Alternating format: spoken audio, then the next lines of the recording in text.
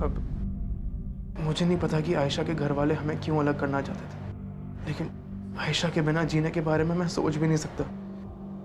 इसलिए मुझे इसके अलावा और कोई रास्ता नहीं मिला। जरा खुल के बताओगे कि चल क्या रहा था?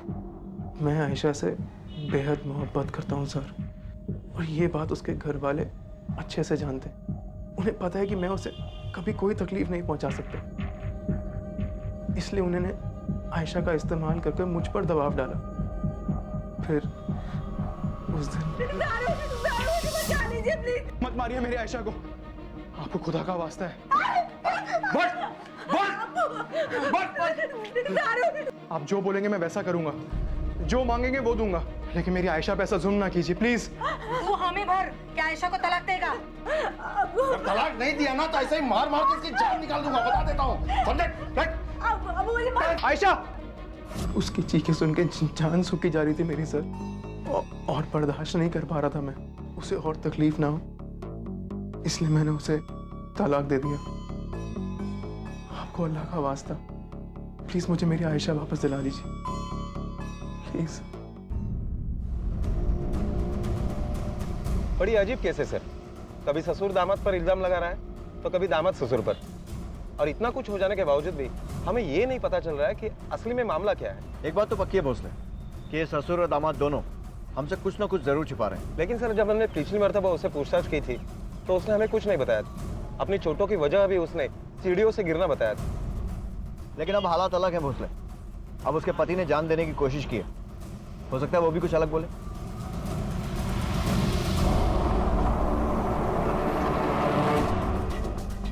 हुजूर आप लोग यहाँ आइए, अंदर आइए। रहने दीजिए, चलिए, आपको गिरफ्तार करने आए। आपके दामाद जारून ने आत्महत्या करने की कोशिश की है और अबेटमेंट टू सुसाइड का केस बनता है आप पर। या अल्लाह, सर वो कहाँ पे है? ठीक है ना वो? फिलहाल वो खतरे से बाहर है, लेकिन उसका कहना है कि आपके अब्बू ने आपके साथ मारपीट करके उस पर दबाव डाला था तलाक के लिए। लेके चलो। साहब वो खबीज जारून झूठ बोल रहा है साहब, अपनी मर्जी से खुद उसने मेरी बेटी को तलाक दिया साहब। जाके पकड़ना तो उसे पकड़िए, उसे जेल में डालिए। काय करायचं आणि काय नाही ते आम्ही बघू, तू चल। देखिए हुजूर गलती कर रहे हैं आप लोग, अल्लाह के नेक बंदे पर जुल्म कर रहे हैं आप लोग। देखिए हमारी बात सुनिए साहब, हमने कुछ किया नहीं है। आयशा और जारून के माता पिता में से कौन सच बोल रहा था और कौन झूठ, अब तक इसका फैसला नहीं हो पाया था। पुलिस ने अबेटमेंट ऑफ सुसाइड के चार्ज में आयशा के पिता को गिरफ्तार कर लिया। दूसरी तरफ जारून से तलाक लेने के बाद आयशा इद्दत के वक्फे को पूरा करने के लिए जारून के घर लौट आई थी। जारून और आयशा का रिश्ता या उसे लेकर उनकी सोच उनका जाती मामला था, लेकिन चूंकि ये पूरा मामला इस रिश्ते को लेकर शुरू हुआ था तो देखना यह था कि उनका ये साथ इस मामले पर कैसे और कितना असर डालता है।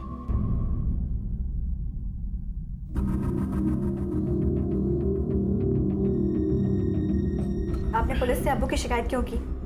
खबर है आपको अब्बू जेल में बंद है।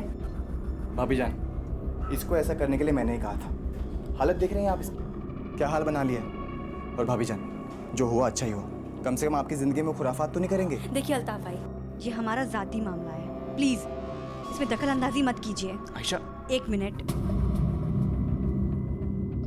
रात काफी हो चुकी है, आपकी अम्मी आपकी राह देख रही होंगी। ख्याल रखना अपना भाई, अल्लाह हाफिज।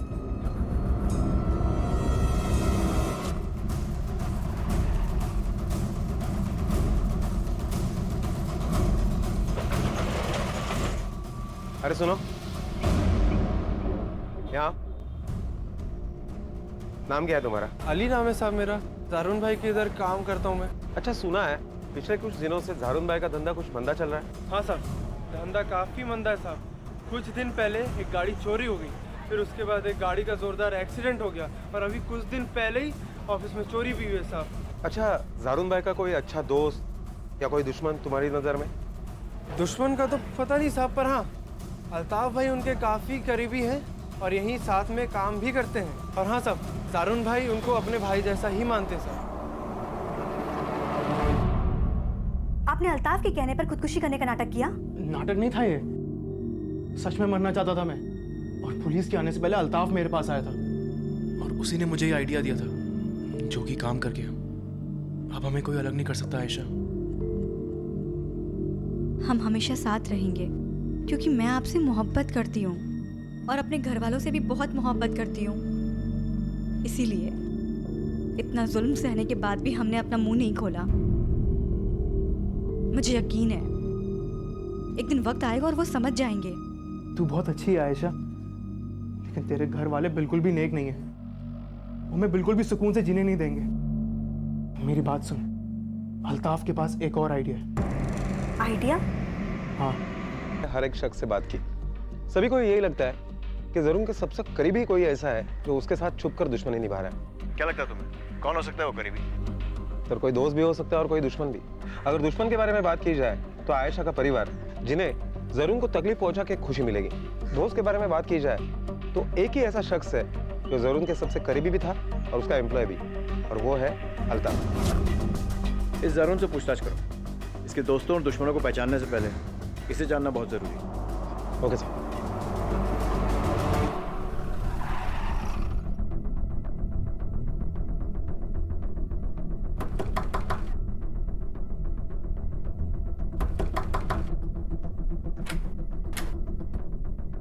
जारून कहाँ है?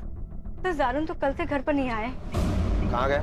हमें तो खुद उसकी फिक्र हो रही है साहब, पता नहीं कहाँ चला गया है। उसका मोबाइल भी यहीं पर पड़ा है। ऐसे अचानक वो कहाँ जा सकते हैं आप, और वो भी अपना मोबाइल छोड़कर? सर हम लोग सच कह रहे हैं, हम लोग को नहीं मालूम। हमें भी उनकी बहुत फिक्र हो रही है। अम्मी, अम्मी, आपकी अलमारी से सारे जेवर गायब हैं। जब मैंने दवाई लेने के लिए अलमारी खोली तो देखा जेवर नहीं था। मुझे तो लगता है कि जारून भाई सारे जेवर लेकर भाग गए। चलिए आप लोग यही रुकिए।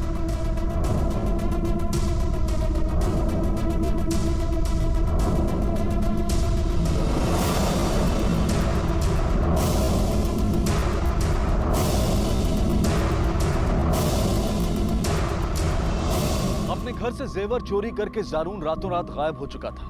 ये काफी अजीब बात थी, लेकिन इससे भी ज्यादा अजीब बात यह थी कि ऐसा करने से पहले उसने अपनी पत्नी आयशा से भी कोई बात नहीं की थी, जिससे अलग होने के सिर्फ ख्याल से ही वो अपनी जान देने की कोशिश कर चुका था। कल रात मैं और मायरा सहर भाभी के घर पे गए हुए थे। उनकी अम्मी की तबीयत खराब चल रही थी तो उनको देखने चले गए। घर लौटने में देर हो गई और जब घर पे पहुंचे तो बिस्तर पर जारून का फोन था, पर जारून घर पर नहीं थे। और आप दोनों, आप तो घर पे ही थे। सब जारून और रफीक दोनों के आने से पहले ही मेरी आंख लग गई थी, और वैसे भी इन दोनों के काम से लौटने का कोई तय वक्त नहीं है। अक्सर देर हो जाया करती है, तो इसीलिए उन दोनों को ही हमने एक एक चाबी देके रखी हुई है। अगर जारून रात को आया भी होगा तो मुझे नहीं पता। मेरी आंख तो तब खुली जब बहुएं वापस आईं और आयशा ने मुझसे जारून के बारे में पूछा। काम के सिलसिले में कल रात मुझे भी आने में देर हो गई थी और मैं आती सो गया था। जारून घर पे था या नहीं ये मुझे नहीं पता। मुझे लगता है साहब कि पक्का आयशा के घर वालों ने जारून को गायब किया है। हाँ साहब, वो जारून ने उन पर केस करवाया था ना, तो सब अंदर हो गए थे। तो उन्हें लगा होगा कि जब जारून ही नहीं रहेगा तो केस भी नहीं रहेगा। लेकिन आयशा के घर वालों को जारून से इतनी क्या प्रॉब्लम थी कि अपने बेटी के पति से ही वो इतनी नफरत करते थे? साहब, जारून का भी एक टाइम था जब उसके सितारे एकदम बुलंदी पे थे।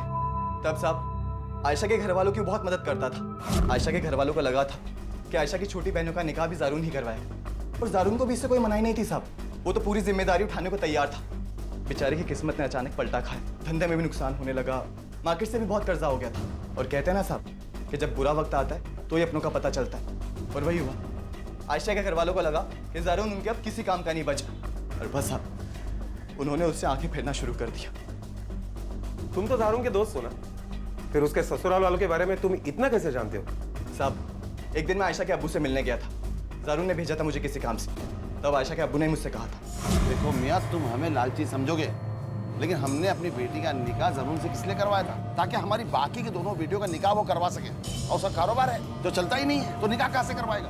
तो हम चाहते हैं कि वो आयशा को तलाक दे दे, ताकि हम उसका रिश्ता किसी ऐसे शख्स से कर सके जो बाकी की दोनों बेटियों के निकाह में हमारी मदद करने की औकात रखता हो। और फिर वो आयशा के मेहर की रकम भी तो लेनी है जारून से। चाचा आप बहुत गलत बात कर रहे हैं। अरे भाई, तलाक देगा, मेहर के पैसे लूंगा तो, और मैं निकाह कहाँ से करूंगा दोनों बच्चियों? मुझे पक्का यकीन है कि आयशा के घर वालों के ये काम है। ठीक है, अगर जारून के बारे में तुम्हें कुछ भी पता चलता है तो तुरंत हमें इन्फॉर्म कर देना। पक्का साहब, पक्का।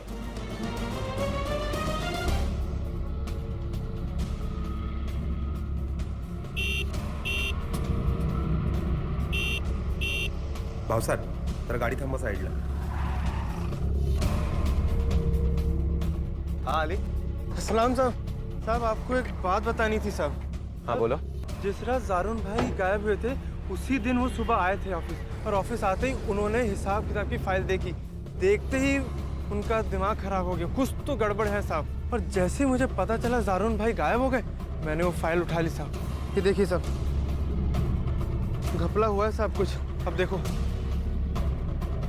कंपनी के अकाउंट से अल्ताफ और रफीक के अकाउंट में काफी सारे पैसे ट्रांसफर हुए। ये क्या मामला है हम देख लेते हैं, और जारून के गायब होने से इसका कुछ ताल्लुक है भी या नहीं वो भी देख लेंगे। और हाँ, तुम्हारी जरूरत हमें आगे भी करेगी। जारून भाई के लिए तो सब कुछ भी करेगा। पुलिस स्टेशन गया।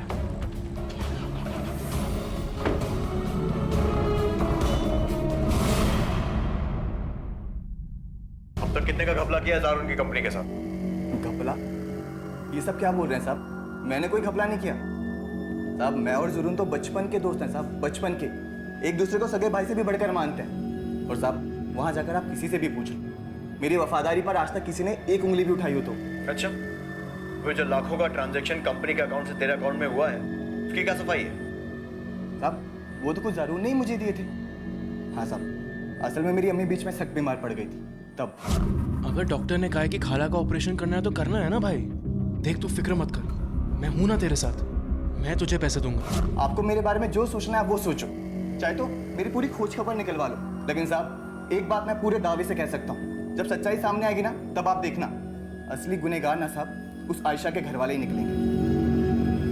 गुनहगार हम नहीं साहब, गुनहगार जारून था, उसके वो घर वाले हैं। लेकिन साहब हमें इतना पता है कि उसके घर से जेवर चोरी नहीं हुए, क्योंकि हम अपनी बेटी आयशा का तलाक जारून से करवा रहे थे। और ये नाटक जेवर चोरी होने का उनके घर वालों ने रचा है, ताकि जब हम उनसे मेहर की रकम मांगे तो वो अपने हाथ उठा ले कि हम तो लुट गए, हमारे पास कुछ है ही नहीं, हम कहां से दे मेहर।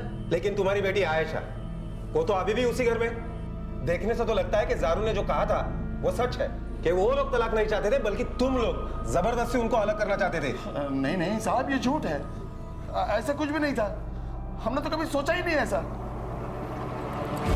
जारून की कंपनी के अकाउंट से 3 लाख रुपए अपने अकाउंट में ट्रांसफर किए थे ना तूने, और उसके बाद घर से गहने भी तूने ही चुराए थे, हाँ? या फिर जारून को मार कर छीन लिए? नहीं साहब, सब मैंने कोई चोरी नहीं की साहब। सब मैं सच कह रहा हूँ। जारून ने जब धंधा शुरू किया तो अम्मी के कहने पर मैंने भी पैसा लगा दिया था साहब, और उसने खुद पार्टनरशिप दी थी मुझे, और बैंक में खाते में मेरा नाम उसने चढ़ाया था। मैंने एक पाई तक नहीं कमाई उसके धंधे से मैंने। और जब मैंने उससे अपने पैसे मांगे तो उसने बोला कि मैं बाद में देता हूँ, तब देता हूँ। टालम टोली करने लगा साहब। तो साहब मैंने 3 लाख रुपए उसके अकाउंट से निकाल के अपने अकाउंट में चढ़ा दिए साहब। बस मैंने सच कह रहा हूँ सब, इतना ही किया साहब, कसम से, अल्लाह कसम साहब, सच कह रहा हूँ साहब। उसमें हो सकता है कि अल्ताफ और रफीक दोनों मिलकर जारून को चीट कर रहे थे, और उस दिन जब जारून को इस बात का पता चला तो उसने उनसे जवाब और अपने पैसे वापस मांगे होंगे, और शायद उन दोनों ने मिलकर उसे कत्ल कर दिया। सर ये भी हो सकता है कि जानबूझकर अल्ताफ आयशा के पेरेंट्स का नाम ले रहा हो, ताकि हमारा ध्यान उसकी तरफ ना जाए। लेकिन एक बात है जो अभी इस थ्योरी में फिट नहीं हो रही है, वो है जारून के घर से गायब हुई ज्वेलरी, जो कि तब से गायब है जब से जारून गायब है। अब अगर ये मान भी लिया जाए कि अल्ताफ और रफीक जारून को चीट कर रहे थे, तो भी ये जारून ऐसा क्या कर रहा था जिसके लिए उसे अपने ही घर में चोरी करनी पड़ी? सर ये भी हो सकता है कि ये चोरी जारून ने ना की हो, बल्कि रफीक ने की हो, और इस चोरी में रफीक की बीवी सहर ने उसका साथ दिया हो, क्योंकि सबसे पहले चोरी की बात उसे ही पता चली थी, और जारून ज्वेलरी लेकर भागने वाला था, ये बात भी सहर ने ही हमसे कही थी। जारून की माँ से बात करते हैं, देखते हैं अपने बेटों के बारे में वो क्या सोचती है। मुझे पक्का यकीन है साहब, वो जेवर जारून ही लेकर भागा है। सोचा था उन जेवरों के सहारे अपनी बेटी का निकाह करवा दूंगी, लेकिन वो सब लूट के ले गया साहब। इतने यकीन के साथ कैसे कह सकती हैं आप कि ये चोरी जारून नहीं की? दुनिया जहान का कर्जा था उसके सर पर, और वो भागने से एक दिन पहले मुझसे वो जेवर मांग भी रहा था गिरवी रखने के लिए, और मेरे मना करने पर वो खूब लड़ा मुझसे साहब। तो क्या हुआ अगर ये जेवर तूने खरीदे थे? अरे रखे तो ये माहिरा के निकाह के लिए ना, ये जेवर मैं तुझे नहीं ले जाने दूंगी। अम्मी, माहिरा का निकाह करवाना मेरी जिम्मेदारी है, और आज तक मैंने अपनी सारी जिम्मेदारियां पूरी की हैं। अब मेरा यकीन रखें, माहिरा का निकाह होने से पहले मैंने छुड़ा लूंगा। मैं कुछ सुनना नहीं चाहती, और तू जो कुछ कहेगा ना मैं करने के लिए तैयार हूँ, लेकिन ये जेवर मैं तुझे नहीं ले जाने दूंगी। तो रखो फिर चिपका कर इन्हें अपनी छाती से। अच्छा किया अल्लाह ने जो मैं ये बुरा वक्त दिखाया, कम से कम अपनों का असली चेहरा तो आया सामने। जारून, और एक बात याद रखना अम्मी, वक्त हमेशा एक सा नहीं रहता। मेरा वक्त दोबारा बदलेगा, और जिस दिन बदलेगा ना, मैं सबको देख लूंगा। मुझे नहीं पता था साहब कि जेवरों के साथ साथ मैं अपने बेटे को भी खो दूंगी। साहब, आप सिर्फ मेरे बेटा ढूंढ दीजिए। मेरे लिए सबसे बड़ा गहना मेरा बेटा ही है। बॉस स्केच आर्टिस्ट बुलाओ और इनके जो जो गहने चोरी हुए हैं सारे आइटम्स के स्केचेस बनवाओ और ज्वेलर से पूछताछ करो। ज़ारून या तो खुद या फिर किसी की मदद से गहने बेच चुका होगा, ये बेचने की कोशिश ज़रूर करेगा।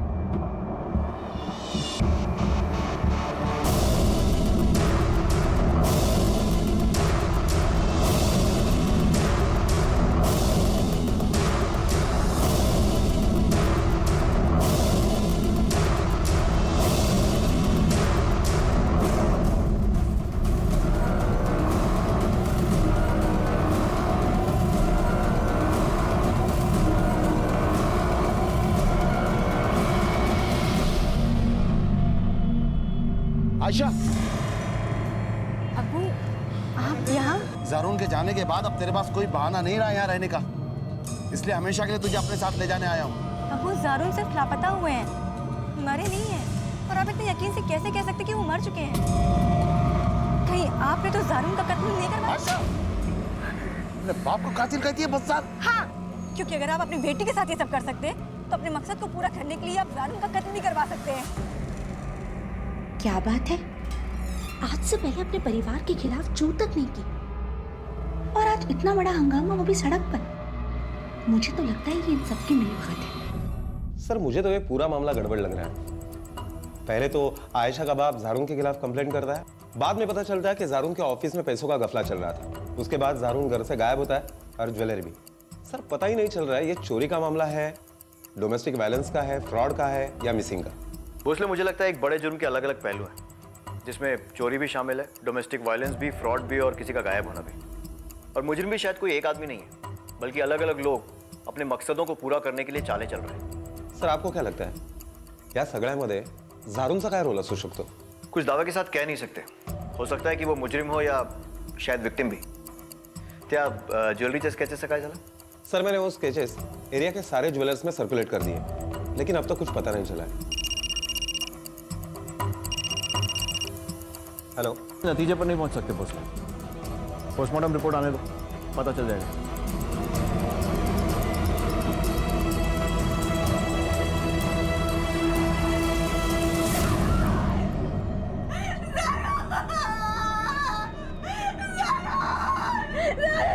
की कोशिश की थी। यहाँ एक और अहम सवाल था, और वो ये था कि अगर ज़ारून का कत्ल किया भी गया था तो उसकी वजह क्या थी? क्या सिर्फ कुछ लाख रुपयों के जेवर जो ज़ारून घर से लेकर भागा था, या फिर कुछ और? सर, इसकी मौत ऊंचाई से गिरने से नहीं हुई, सर पे चोट लगने से मौत हुई है। बाद में इसकी बॉडी को ऊंचाई से फेंका गया, शायद इनकी बॉडी को दिखाया गया हो कि सुसाइड हुआ। मौत का वक्त क्या होगा? करीबन रात के 8 से 9 के बीच में। Thank you. सर ज़ारून के ऑफिस में काम करने वाले अली से और एक बात पता चली। ज़ारून की जो टैक्सी चोरी हो गई थी, उस पर जो ड्राइवर था वो अल्ताफ का भाई अफजल था। अल्ताफ ने उसे काम पर रखा था और इसलिए ज़ारून ने उसके खिलाफ कोई कंप्लेंट नहीं की थी।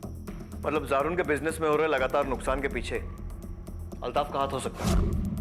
हाथ हो सकता है नहीं सर, अल्ताफ के बैंक स्टेटमेंट को देखकर तो यही लग रहा है कि अल्ताफ का ही हाथ है, क्योंकि जब जब ज़ारून को बिजनेस में बड़ा लॉस हुआ है तब तब अल्ताफ को उतना ही फायदा हुआ है।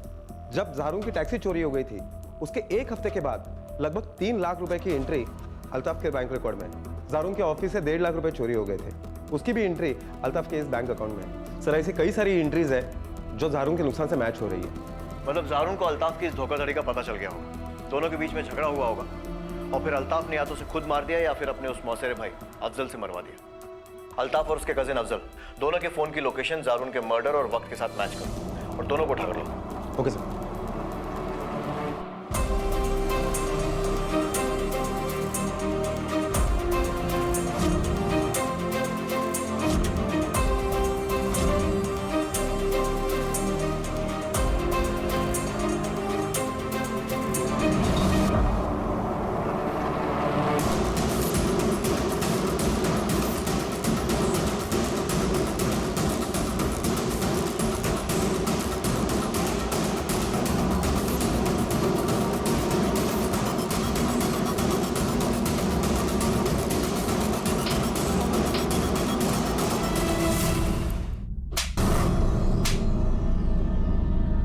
वो टैक्सी तूने चुराई थी ना? जी साहब, साहब मैंने चुराई थी जहरून भाई की टैक्सी, पर साहब वो तो मैंने अल्ताफ भाई के कहने पे चुराई थी साहब।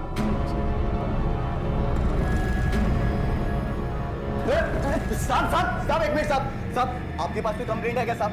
बताओ साहब। जरूर ने ना तो तक चोरी की कंप्लेंट कराई ना कोई हेराफेरी की साहब, तो साहब क्यों उठा के लेके आए हो हमें? और साहब जिसकी गाड़ी जिसके पैसे, जब वही मर गया तो क्या साबित कर पाओगे आप? बताओ क्या साबित कर पाऊंगा मैं? हाँ? बताओ क्या साबित कर पाऊंगा मैं? साहब हमने कुछ नहीं किया साहब, सब छोड़ दो। सर दोनों के मोबाइल लोकेशन आ गए, लेकिन क्राइम के वक्त ये दोनों क्राइम स्पॉट पर नहीं थे। हाँ सर, अफजल उस वक्त अपने गांव में था और अल्ताफ टैक्सी चला रहा था। दोनों ने जरून को चीट किया है, लेकिन उसके कत्ल में इन दोनों का हाथ है ऐसे लगता तो नहीं है। पता नहीं भोसले, पर मुझे लग रहा है कि इस अल्ताफ का इस केस से काफी गहरा लेना देना कुछ तो है जो अब तक सामने नहीं आ रहा है। कोई बात नहीं की हमने, अब करते हैं। Okay sir. जिस दिन जारून गायब हुआ तूने कहा कि तुझे किसी काम के चलते जल्दी जाना पड़ा। साहब मैं अपने पार्टनर के साथ में था। क्या नाम है पार्टनर का? साहब उसका इससे कुछ लेना देना नहीं साहब, वो बहुत अच्छा आदमी साहब, आपको उससे कुछ नहीं मिलेगा। किससे क्या मिलेगा ये हम डिसाइड कर लेंगे, तू नाम बता। साहब ने नाम पूछा है तुझसे। अल्ताफ साहब। अल्ताफ? वो मेरा पार्टनर है साहब। साहब जब जारून का धंधा बहुत अच्छे से चल रहा था ना, तब मैं बहुत पहले से चाहता था कि मैं वो धंधा करूं, लेकिन साहब मुझे उसकी जानकारी नहीं थी साहब। तो मैंने अल्ताफ से बात की, अल्ताफ उस धंधे में माहिर था साहब, और उस रात में वो अल्ताफ के साथ ही रेस्टोरेंट में बैठा हुआ था। रेस्टोरेंट का नाम क्या है? कबाब चिली साहब, वो कॉलेज रोड पर है साहब।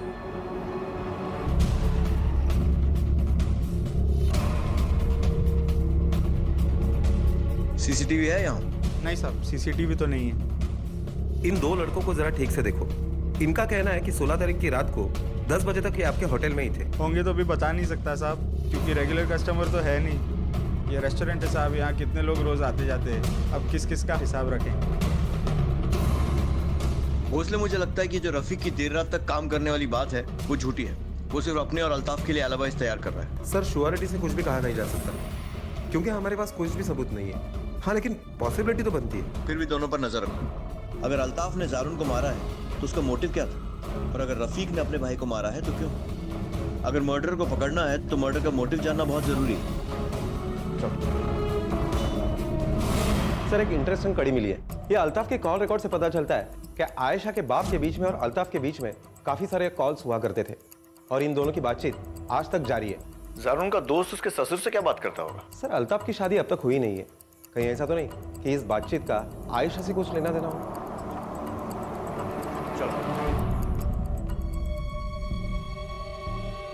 आयशा,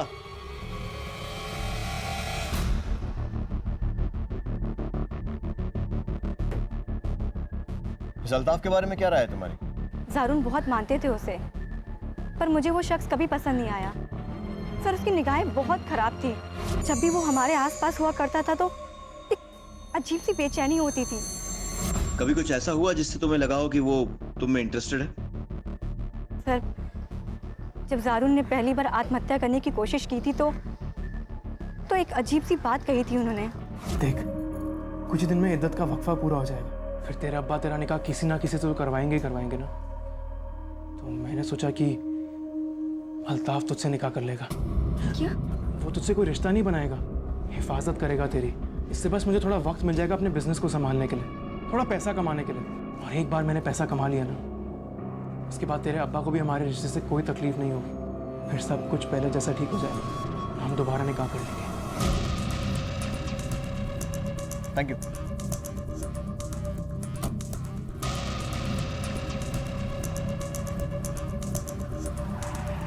जी हाँ, अल्ताफ करना चाहता था आयशा से निकाह, और उसके लिए निकाह के खर्च के 3 लाख रुपए, और बाद में हमें सहारा देने के लिए महीने के 25,000 रुपए देने का वादा भी किया था उसने। लेकिन हमने ना तो हाँ कहा हुजूर और ना ही ना। लेकिन मन ही मन में आपने अल्ताफ का वो ऑफर मान लिया था, और इसीलिए जारून पर दबाव डाल रहे थे तलाक के लिए, और आयशा के साथ मारपीट भी इसीलिए कर रहे थे ना।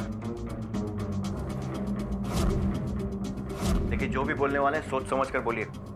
आपका एक गलत जवाब आपको बहुत लंबे टाइम के लिए जेल पहुंचा सकता है। जी हाँ हुजूर, हम चाहते थे कि आयशा जारून से तलाक लेके अल्ताफ से निकाह कर ले, और उस पर जुल्म करने का तरीका भी हमें अल्ताफ ने ही बताया था। ये लो चच्चा 20,000 रुपए, अभी इतना ही रखो, और जैसा मैंने कहा वैसा करते जाओ। आयशा पे जुल्म ढाते रहना, क्योंकि आयशा पे जुल्म ज़ारून बर्दाश्त कर नहीं पाएगा, और जैसा आप कहेंगे वैसा करेगा। क्योंकि वो जानता था कि ज़ारून आयशा से बहुत मोहब्बत करता है और उसे बचाने के लिए वो उसे तलाक जरूर देगा। हमने वही किया हुजूर जो अल्ताफ ने हमें बताया।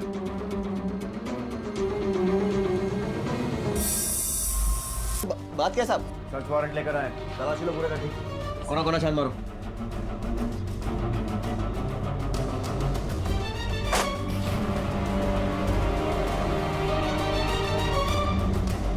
चल हाँ साहब, मैं आयशा से बहुत प्यार करता हूँ, और साहब ये सारे प्लान मैंने आयशा को पाने के लिए ही बनाए थे। ज़ारून के धंधे में भी जितना नुकसान हुआ उन सबके पीछे भी मेरा ही हाथ था। मुझे पैसे चाहिए थे ताकि मैं आयशा के अब्बू को वो पैसे दे सकूं और आयशा से निकाह कर सकूं। आयशा के साथ मारपीट करने का आइडिया भी तूने ही दिया था ना उन्हें? हाँ साहब, मैंने ही दिया था, और ज़ारून को भी मैंने ही समझाया था कि वो आयशा को तलाक दे दे और आयशा को मुझसे निकाह करने के लिए मनाए। और साहब मैंने उससे कहा कि मैं आयशा को उसकी अमानत की तरह संभाल कर रखूँगा। जब वो उसकी माली हालत से ठीक हो जाएगा तो मैं उसे फिर से तलाक दे दूंगा, ताकि वो आयशा से फिर से निकाह कर सके। ज़ारून राजी भी हो गया था, लेकिन इससे पहले सब कुछ होता पता नहीं किसी ने उसको मार दिया। सब किसी ने मारा उसे? तूने मारा? मैंने नहीं मारा साहब, मैंने नहीं मारा। और साहब उसको मार के मुझे क्या मिलता? मेरा फायदा तो ज़ारून के जिंदा रहने में था, उसके मरने में नहीं। अगर ज़ारून जिंदा रहता साहब तो आयशा को मना सकता था मुझसे निकाह के लिए, तो साहब उसको मारकर मैं अपना नुकसान क्यों करूंगा? मैंने नहीं मारा। ये आयशा ही है सारे फसाद की जड़। अरे क्या से क्या हो गया जब से इस घर में उसके पैर पड़े। कितने अरमान थे तेरे भाई के तेरे निकाह को लेकर। मुझसे कहता था फिक्र ना कीजिए, मायरा का निकाह मैं करवाऊंगा, और इतनी धूमधाम से करवाऊंगा ना कि पूरा का पूरा नासिक देखता रह जाएगा। आप देखना। निकाह तो नहीं हुआ, लेकिन जो कुछ हुआ उसे दुनिया ने देखा।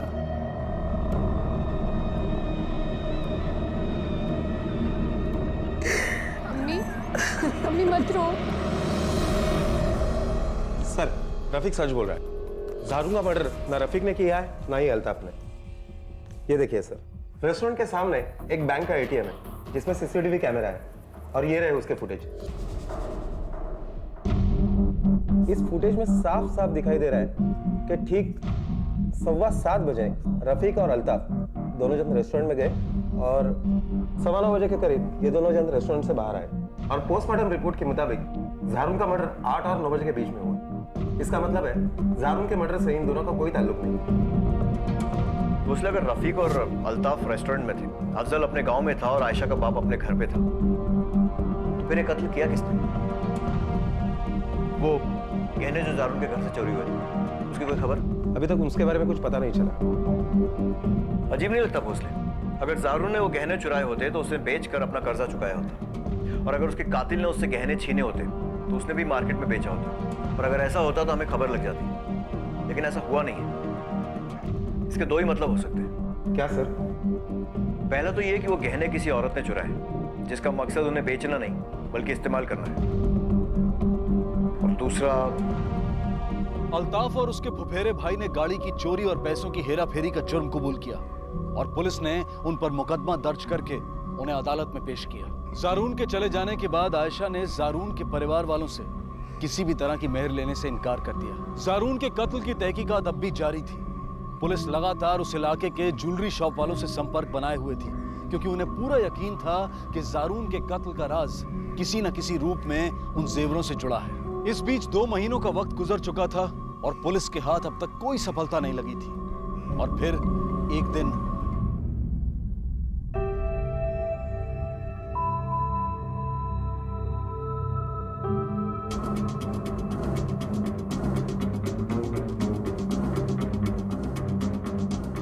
कोई ज़रूरी बात है तो मैं खुद आपके पास आ जाता हूँ। अभी मेरे बहन का रिश्ता होने वाला है। इस बार हमें तुमसे नहीं, तुम्हारे अम्मी के साथ बात करनी है। हम चारों पुलिस स्टेशन चला।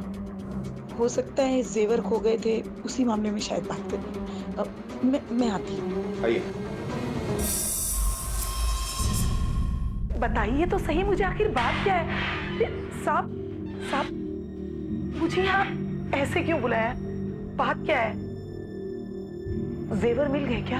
हाँ भी और नहीं भी।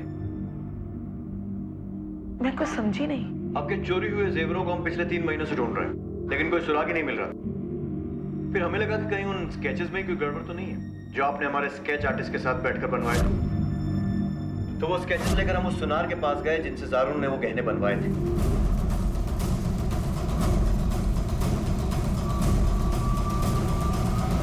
और उसने हमें बताया कि ये तो वो गहने हैं ही नहीं।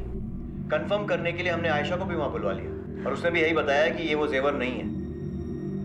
तो इसका मतलब ये हुआ कि हमारे स्केच आर्टिस्ट से आपने जानबूझकर गलत स्केचेस बनवाए थे। क्यों? बोलिए। उन जेवरों के लिए नहीं मारा मैंने हमने जारून को। उसे कत्ल करने का कोई इरादा नहीं था मेरा। पर जब से वो लड़की आशा उसकी जिंदगी में आई, जारून का धंधा बंद होने लगा। उस पर भारी कर्जा हो गया था। साहब, घर में सिर्फ वो ही जेवर बचे थे जिनके सहारे मैं अपनी बेटी की निकाह करने के बाबत सोच रही थी। पर जारून वो जेवर भी मुझसे मांग बैठा। कुछ समझने को तैयार नहीं था। मैं नहीं मानी तो वो जबरदस्ती उन जेवरों को मुझसे छीनने की कोशिश करने लगा साहब। और फिर गुस्से में साहब, मुझे नहीं पता था वो मैं नहीं जानती थी। मैंने तो बस ऐसे ही गुस्से में।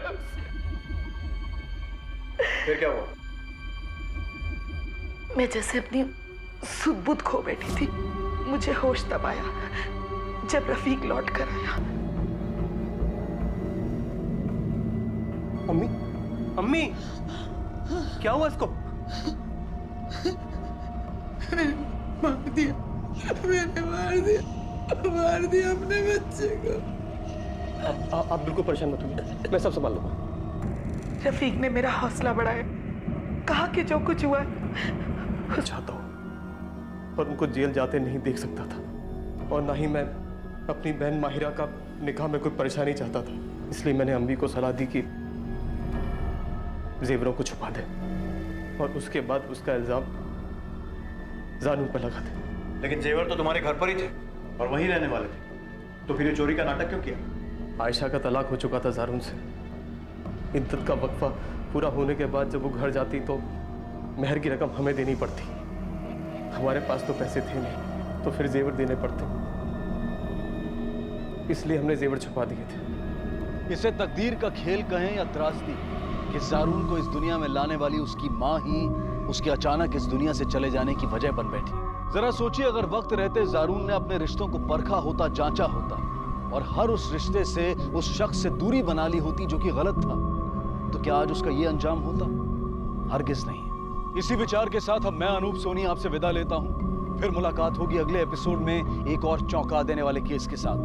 तब तक अपना और अपने परिवार का ख्याल रखें और देखते रहें क्राइम पेट्रोल डायल 100। सबक एक को सीख हम सबको। जय हिंद।